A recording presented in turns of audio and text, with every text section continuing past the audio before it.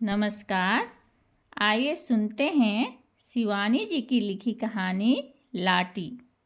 लंबे देवदारों का झुरमुट झुक झुक कर गेट या सैनिटोरियम की बलैयाँ सी ले रहा था। कांच की खिड़कियों पर सूरज की आड़ी तिरछी किरणें मरीजों के क्लांत चेहरों पर पड़कर उन्हें उठा देती थी। मौत की नगरी के मुसाफिरों के रोग जीर्ण पीले चेहरे सुबह की मीठी धूप में क्षण भर को खिल उठते।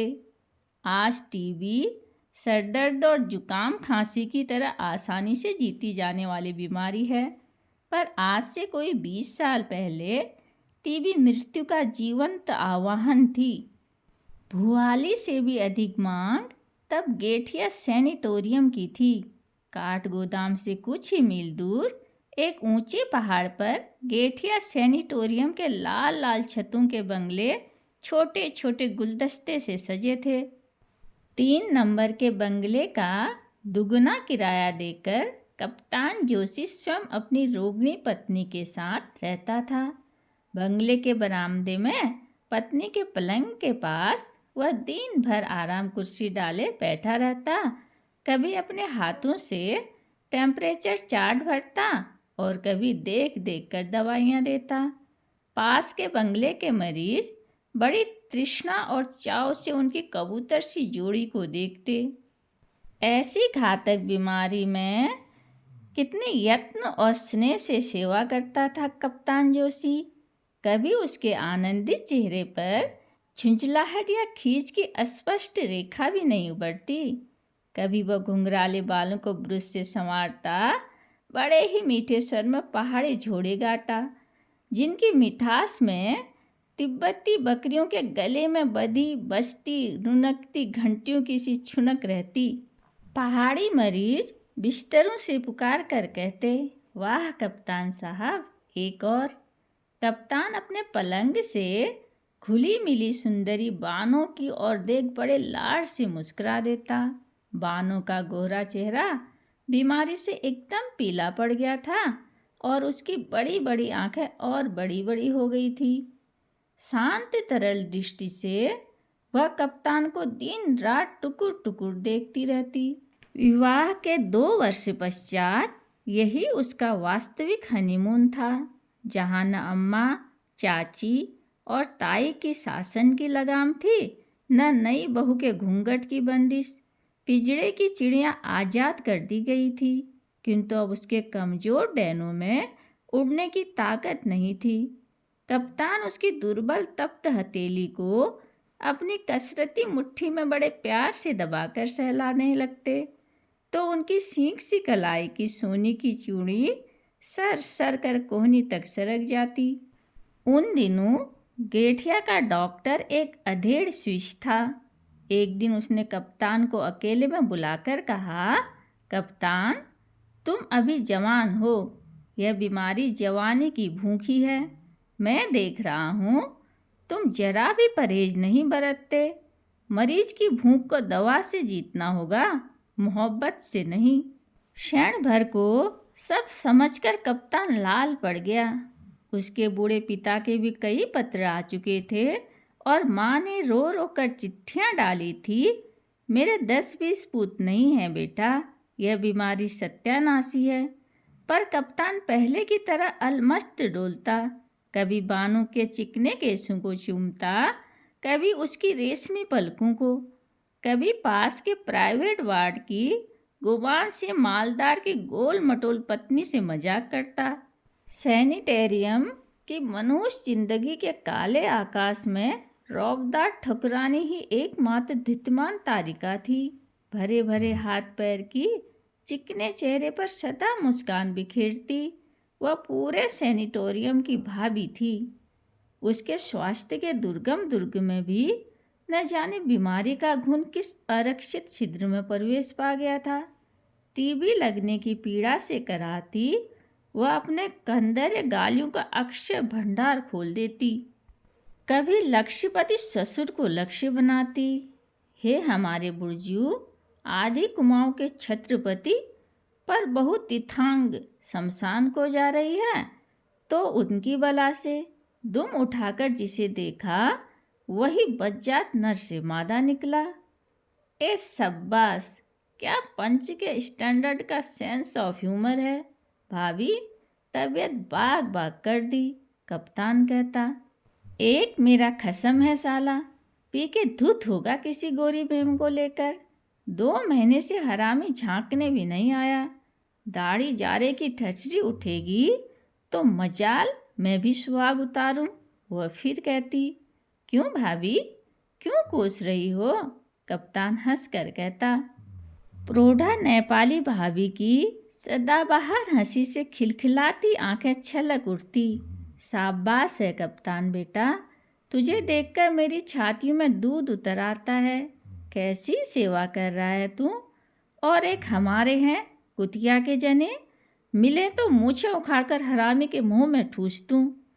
कप्तान हंसते हंसते दूरा हो जाता। मूछें उखाड़कर मुंह में ठूसने की बात कुछ ऐसी जम जाती कि वह भागकर बानू को सुनाता। नेपाली भाभी के पति की असंख्य मोटरें अल्मोड़ा नैनीताल को घेरे रहती। चाय के बगीचों का अंत नहीं था, किंतु उनके वैभव ने पत्नी के प्रति प्रेम और मोह की बेड़ियां काट दी थी। 1 वर्ष से वे एक बार भी उसे देखने नहीं आए। एक दिन कप्तान ने देखा नेपाली भाभी की खांसी बहुत ही बढ़ गई है। खांसी का दौरा सा पड़ा और कप्तान भागकर देखने गया तो देखा रक्त के कुंड के बीच नेपाली भाभी की विराट गेहुआ देह निष्प्राण पड़ी थी। पति की मूंछों को उनके मुंह में ठूसने का स्वप्न अधूरा ही छोड़कर भाभी चली गई थी। कुछ दिन तक कप्तान उदास हो गया। बानू की बड़ी बड़ी आंखें भी उदासी के डोरे पड़ गए। जब ऐसी हंसती खेलती लाल लाल भाभी को मौत खींच ले गई तो हड्डियों का ढांचा मात्र बानो तो हवा में उड़ती रुई का फाहा थी। भाभी की मौत आकर जैसे उन दोनों के कान में कह गई थी कि जिंदगी कुछ ही पलों की है। उन अमूल्य पलों के अमृत स्वरूपी रस की अंतिम बूंद भी उन दोनों को छोड़ना मंजूर न था। नित्य निकट आती मौत ने बानो को चिड़चिड़ा बना दिया, पर जैसे इकलौते जिद्दी दुर्बल बालक की हर जिद को सिनेमयी माता हंस खेलकर झेल लेती है, वैसे ही कप्तान हठीली बानो की हर जिद पूरी करता। कभी वह खिली चाट में बाहर जाने को मचलती तो वह अपने खाकी ओवरकोट में उसे लपेटकर अपने देह से सटाए लंबे चीड़ की छाया में बैठा रहता। बानो को विवाह के ठीक तीसरे ही दिन छोड़कर उसे बसरा जाना पड़ा था। उन 3 दिनों में खाकी वर्दी में कसे 6 फुटे शरीर और भूरी भूरी मूछों को देखकर बानो उससे जितना ही कटी कटी छिपी फिरती, वह उसे पाने को उतना ही उन्मत्त हो उठता। उसे देखते ही वह अपनी मेहंदी लगी नाजुक हथेलियों से लाश से गुलाबी चेहरा ढांक लेती। दूसरे दिन बड़ी कठिनता से कप्तान उसके मुंह से धीमी फुसफुसाहट में उसका नाम कहलवा पाया। बहुत धीमे स्वर में ही प्रणय निवेदन की भूमिका बांधनी पड़ी थी, क्योंकि पास के कमरे में ही ताऊजी लेटते थे। क्या नाम है तुम्हारा? उसकी तीखी ठुड्डी उठाकर कप्तान ने पूछा था। बानो। उसके पतले होंठ हिलकर रह गए। राम राम, मुसलमानी नाम, कप्तान ने हंसकर छेड़ दिया। सब यही कहते हैं, मैं क्या करूं? बानो की आंखें छलक उठी। मैं तो तुम्हें छेड़ रहा था, कितना प्यारा नाम है। पहाड़ी नाम भी कोई नाम होते हैं भला? सरूली, परूली, रमा, खष्टी। वह बोला, कितने साल की हो तुम बानो? इस आषाढ़ में मुझे 16वां लगेगा। बानो ऐसे उत्साह से बोली जैसे उसने आधी जिंदगी पार कर ली हो। कप्तान का दिल भर आया। अपनी खिलौने सी बहू को उसने खींचकर हृदय से लगा लिया। पहले वह अपने ताऊ और पिता से सख्त नाराज हो गया था। कहाँ वह ठसकेदार बांग का कप्तान और कहाँ हाई स्कूल पास छोकरी को पल्ले बांध कर रख दिया। पर बालिका बानो की सरल आंखों का जादू उस पर चल गया। तीसरे दिन ही उसे बसरा जाना था। कप्तान बानों से विदा लेने गया तो वह कोने में बैठी छालियां कतर रही थी। उसकी पलकें भीगी थी और पति की आहट पाकर उसने घुटनों में सिर डाल दिया। झट से झुककर कप्तान ने उसका माथा चूम लिया, उसका गला भराया। 3 दिन की ताजा सुंदरी नववधु को इस तरह छोड़कर जाना कप्तान को दुश्मन की गोलीबारी से भयंकर लगा। इसके बाद 2 वर्ष तक कप्तान युद्ध की विभीषिका में भटक गया। बर्मा और बसरा के जंगलों में भटक भटक कर उसके साथी वैसी बन गए थे। गंदे अश्लील मजाक करते फौजी अफसरों में कप्तान ही सबसे छोटी उम्र का था। बर्मा के युद्ध से स्तब्ध सड़कों पर चपल बर्मी रमणियों के कुटिल कटाक्षों का अभाव नहीं था। फिर भी कप्तान अपनी जवानी को दांतों के बीच जीभ सी बचाता सेंध गया। 2 साल बाद घर पहुंचा तो दुनिया बदल चुकी थी। उन 2 वर्षों में बानू ने 7 साल नंदों के ताने सुने, भतीजों के कपड़े धोए, ससुर के हौज बिने, पहाड़ की नुकीली छतों पर 5-5 सेर उड़द पीस कर बड़ियाँ तोड़ी। कभी सुनती उसके पति को जापानियों ने कैद कर लिया है, अब वह कभी नहीं लौटेगा। सांस और चचिया सांख के व्यंग बाण उसे छेद देते। वह घुलती गई और एक दिन शय का तक्षक कुंडली मारकर उसकी नन्ही सी छाती पर बैठ गया। उसे सैनिटोरियम भेज दिया गया था। दूसरे ही दिन कप्तान बानों को देखने चल दिया तो घर वालों के चेहरे लटक गए। गेठिया पहुंचा और एक प्राइवेट वार्ड के बरामदे में लेटे बानू को देखकर उसका कलेजा उछलकर मुंह को आ गया। 2 वर्षों में बानो घिसकर और भी बच्ची बन गई थी। कप्तान को देखकर उसकी तरह आंखें खुली ही रह गई, फिर आंसू टपकने लगे। कहने और कैफियत देने की कोई गुंजाइश नहीं रही। बानू के बहते आंसू की धारा ने 2 साल के सारे उल्हाने सुना दिए। दोनों ने समझ लिया कि मिलने के वे क्षण मुट्ठी भरी रह गए थे। उन दिनों सैनिटोरियम में एक अत्यंत क्रूर नियम था। रोगियों को उनकी अंतिम अवस्था जानकर उन्हें घर भेज दिया जाता। सैनिटोरियम में मृत्यु का प्रवेश सर्वथा निषिद्ध था। नेपाली भाभी की मृत्यु के बाद कप्तान और बानो मातम में डूब गए, पर चौथे दिन वे फिर हनीमून मनाने लगे। अपनी साड़ियों का बक्स निकलवा कर बानो ने कई साड़ियों पर इस्त्री करवाई। बड़ी देर तक दोनों ने पैसेंस खेला, पर शाम होते ही बानो मुरझाने लगी। दिन भर उसे दस्त आ रहे थे और टीबी के मरीज को दस्त आना खतरे से खाली नहीं होता। डॉक्टर दलाल आया, उसने कप्तान को बाहर ले जाकर कमरा खाली करवाने का नोटिस दे दिया। कल ही ले जाना होगा। I give her 2 to 3 days, इससे ज़्यादा नहीं बचेगी।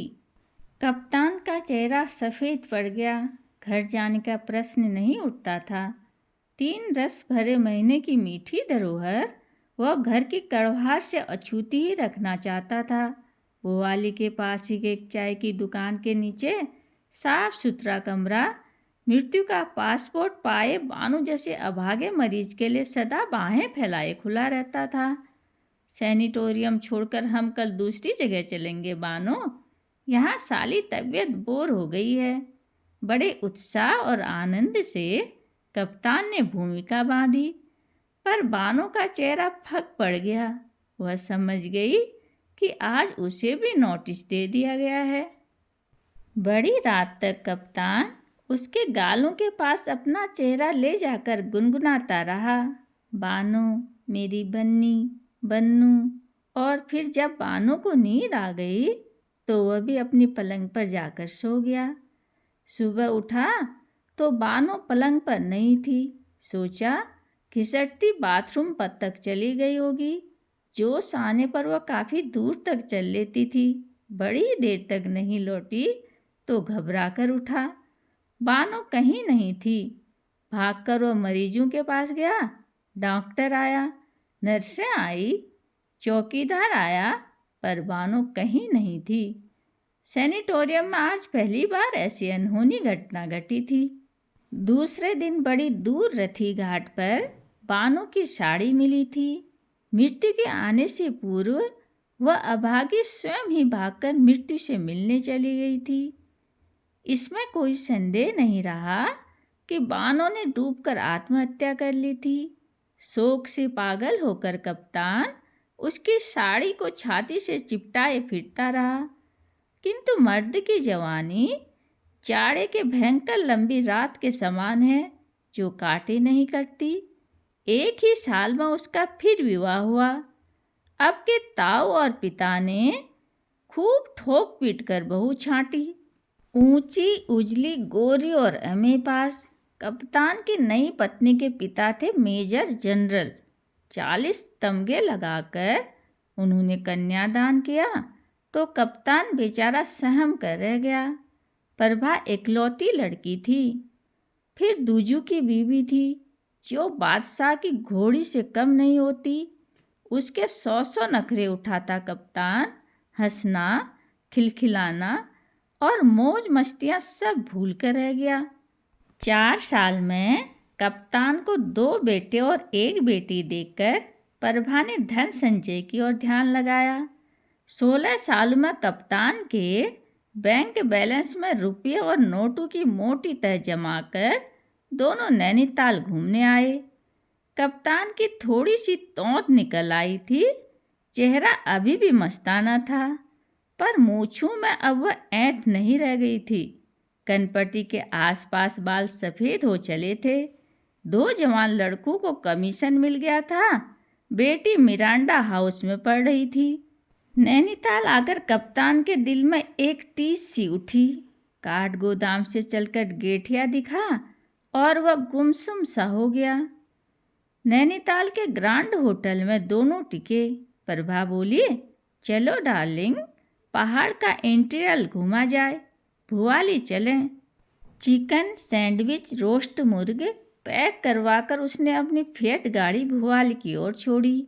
बगल में दामी चंदेरी साड़ी और बिना बाहों के ब्लाउज से अपने मांसल शरीर की गोली दमक बिखेरती प्रभा बैठी। भुआली की एक छोटी सी दुकान देखकर प्रभा ने गाड़ी रुकवा दी। इसी दुकान में आज एकदम पहाड़ी स्टाइल से कलई के गिलास में चाय पियेंगे हनी, वह बोली। कप्तान अब मेजर था। मेजर की डिग्निटी कहाँ जाएगी, वह बोला। भाड़ में, कहकर प्रभा अपनी पेंसिल हील की जूतियाँ चटकाती दुकान में घुस गई। काठ की एक बेंच धुएं और कालिक से काली पड़ गई थी। उसी को झाड़कर दोनों बैठ गए। पहले कुछ देर को पहाड़ी दुकानदार भौचक्का सा रह गया। लकड़ी के धुएं से एकदम काली केटली में चाय उबल रही थी। खूब गर्म 2 गिलास चाय लाओ प्रधान, मेजर ने पहाड़ी में कहा, और दुकानदार का मुंह खुला ही रह गया। ऐसे अंग्रेजी में बोलने वाला अनोखा जोड़ा पहाड़ी कैसे हो गया, वह सोचने लगा। वह चाय बना ही रहा था कि अलग अलग करते वैष्णवियों के दल ने भीतर घुसकर दुकान घेर ली। ओहो गुरु, भलदा भलदा, कहकर हेड वैष्णवी ने बड़े प्रभुत्वपूर्ण स्वर में 16 गिलास चाय का ऑर्डर दे दिया। हेड वैष्णवी बड़ी ही मुखर और मर्दानी थी। इसी से शायद मर्दाने सर में बोली भी रही थी। सोचा बामरजू की दुकान की ही चाय छोरियों को पिलाऊंगी, आज एकादशी है। क्यों नहीं, क्यों नहीं, दुकानदार बोला। अरे लाटी भी आई है। अरे कहाँ जाएगी अभागी, वैष्णवी ने कहा। प्रभा और मेजर की दृष्टि एक साथ ही लाटी पर पड़ी। कुत्सित बूढ़ी अधेर वैष्णव के बीच देवांगना सी सुंदरी लाटी अपनी दाढ़िम सी दंतपंक्ति दिखाकर हंसती। मेजर का शरीर शून्य पड़ गया। स्वस्थ होकर जैसे साक्षात बानो ही बैठी थी। गालों पर स्वास्थ्य की लालिमा थी। कान तक फैली आंखों में वही तरल स्निग्धता थी और गूंगी जिह्वा का गूंगापन चेहरे पर फैलकर उसे और भी भोला बना रहा था। हाय, क्या यह गूंगी है? My God, what beauty, Prabha बोली। हाँ सरकार, यह लाठी है, दुकानदार ने कहा, और मेजर के दिल पर आ गिरी भारी पत्थर की चट्टान उठ गई। क्या नाम है जी इसका? प्रभा मुग्ध होकर लाठी को ही देख रही थी। नाम जो होगा वह तो बह गया मेम साहब, अब तो लाठी ही इसका नाम है, हेड वैष्णवी ने कहा। हमारे गुरु महाराज को इसकी देह नदी में तैरती मिली, जिबड़ी इसकी कटकर कहीं गिर गई थी। राम जाने कौन था वह। गले में चरियो मंगलसूत्र था, ब्याह हो गया होगा। फिर हमारा गुरु महाराज इसको गुरु मंत्र दिया। भयंकर क्षय रोग था, एक एक शेर खून उगलता था, पर गुरु का शरण में आया तो सब रोग शोक ठीक हो गया इसका। लाठी जीभ दिखा। धूं धूं कर लाठी ने भुवन मोहनी हंसी हंस दी, जीभ नहीं दिखाई। कुछ नहीं समझती साली, बस खाती है 2.5 शेर, सब भूल गया, हमारा ऑर्डर भी नहीं मानती। असंतुष्ट स्वर में मर्दानी वैष्णवी बोली। ओह माय गॉड, अपने आदमी को भी भूल गई क्या? प्रभा बोली। जो था सो था, उसको कुछ याद नहीं, खाली फिक फिक कर हंसती है हरामी। अब प्रभु इसका मालिक और प्रभु इसका सहारा है। हाँ, गुरु कितना पैसा हुआ? हेड वैष्णवी ने पैसे चुकाए और उसका दल अलग बजाता उठ खड़ा हुआ। लाठी बैठी ही रही। मेजर एकटक उसे देख रहा था। वह वही बानो थी जिसे डॉक्टर, दलाल और कक्कड़ जैसे प्रसिद्ध विशेषज्ञों की मृत्युंजय औषधियाँ भी स्वस्थ नहीं कर सकी थी। उठ साली लाठी, हेड वैष्णवी ने हल्की सी ठोकर से लाठी को उठाया। एक बार फिर अपनी मधुर हंसी से मेजर का हृदय बींध कर लाठी उठी और दल के पीछे पीछे चल दी। काश उसके भोले चेहरे से गाल सटाकर मेजर कह सकता, मेरी बानो, बन्नी, बन्नू। शायद उसकी गूंगी जमान के नीचे दबी उसकी गूंगी पिछली जिंदगी बोल उठती। पर मेजर जिंदगी की दौड़ में बहुत आगे निकल आया था। पीछे लौटकर बिछड़ों को लाना सबसे बड़ी मूर्खता होती। 2 जवान बेटे और बेटी, राष्ट्रपति के सहबोजों में चमकती उसकी शानदार दूसरी बीवी। गरीब गूंगी लाठी का आना कैसे सह सकते? उठो डार्लिंग, लंच गर्म पानी में करेंगे, प्रभा ने कहा, और मेजर उठ खड़ा हुआ। कुछ ही पलों में वो बूढ़ा और खोखला हो गया था। बानो मर गई थी, अब तो वह लाठी थी। प्रभु अब उसका मालिक और प्रभु ही उसका सहारा था। धन्यवाद।